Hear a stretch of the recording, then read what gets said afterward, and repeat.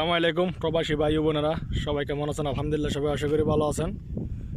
কিছু কথা বলার জন্য আমি আপনাদেরকে এই ভিডিওটা করা, তো সবাই ইনশাল্লাহ মনোযোগ সহকারে শুনবেন। আসলে আমরা প্রবাসীদের কপাল থেকে দুঃখ কোনো যাবে না। এটা আপনার এয়ারপোর্টে বলেন, এটা আপনার এই মাটি অন্য দেশের মাটিতে বলেন, সবখানে কিন্তু প্রবাসীদের একটু কষ্ট বেশি। আবার এই কষ্টটা বোঝার কোনো মানুষও নাই, কিন্তু কেউ এই কষ্টটা বুঝবেও না। আর একটা বিষয় হচ্ছে যে আপনি যখন কষ্ট করে মাথার ঘাম পায়ে পেলে যখন কষ্ট করে যখন টাকা ইনকাম করেন, সে টাকাগুলো পাওয়ার জন্য টেনশন। সে টাকাগুলো যদি আপনি যদি 10-15 দিন, মাসের 10-15 দিন পরে যদি পান, তারপরও আপনি যদি টাকাগুলো যদি ফাটাতে যান, আর এক টেনশন। এটা আমি কী জন্য বলতেছি, সবাই মনোযোগ সহকারে শুনবেন। আপনারা যারা ইসলামী ব্যাংকে যারা লেনদেন করবেন, অন্য অন্য ব্যাংকে যারা লেনদেন করবেন, আমরা অনেক দিন ধরে রিমিটেন্স পাঠাইছিলাম না, বাংলাদেশের মধ্যে ফাটাই নেই। কিন্তু এখন বর্তমানে সরকার পরিবর্তন হওয়ার কারণে আমরা সবাই বাংলাদেশের মধ্যে রিমিটেন্স ফাটাইতেছি।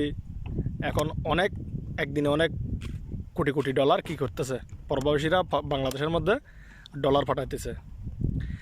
একটা কথা হচ্ছে যে আমরা প্রবাসীরা চাইলে সব কিছু সম্ভব, কিন্তু আমাদের হয়রানি বেশি। একটা কথা হচ্ছে যে আরেকটা, আপনি যদি ব্যাংকে যান টাকা পাঠান, সে টাকার কোনো গ্যারান্টি নেই। আপনাকে বলবো যে আজকে দেন, আজকে দিচ্ছেন টাকা, কালকে পেয়ে যাবেন, কিন্তু আপনি বাংলাদেশে গেলে সে টাকা পাবেন না।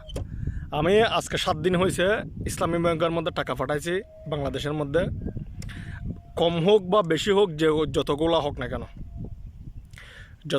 না কেন, আমার কিন্তু 1 টাকাও বাংলাদেশের মধ্যে এখনও যাই নাই।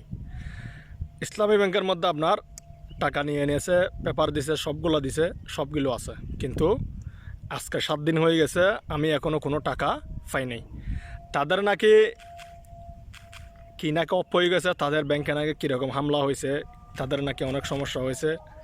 সেই সমস্যার কারণে আপনার টাকা যাইতেছে না, টাকাগুলো আবার ক্যান্সেল করতেও অনেক সমস্যা।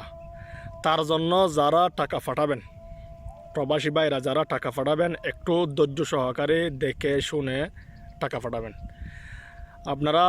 আমি কিন্তু অনেক বছর ধরে ইসলামী ব্যাংকে আমরা টাকা পাঠাতাম।